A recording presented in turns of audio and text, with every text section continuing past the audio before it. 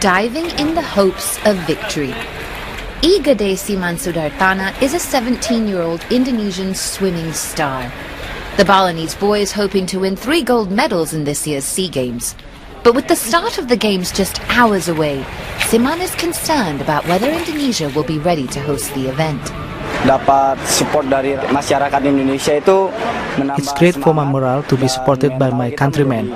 The facilities look great on the surface, but there are still a lot of problems. On the surface, the sporting venues in Palembang look grand. But look a little closer and you'll see that organizers have been struggling to get things ready in time. The roads are filled with dust because of the unfinished work. In the haste to get ready, there hasn't even been enough time to check the English on the street signs. Allegations of graft have marred the Games from the start.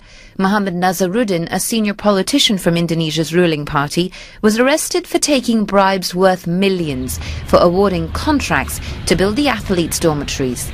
6 athletes now have to be squeezed in one of these rooms because not enough were built for the Games.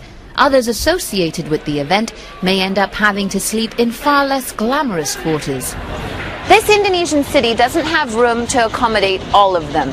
So desperate times call for desperate measures. The organizers of this event have had to borrow ships like these from the Indonesian military and the private sector to make up for the shortfall. Rita Subowo is the woman in charge of making sure the Games meet international standards. She admits the corruption scandal has affected Palembang's ability to host a successful SEA Games.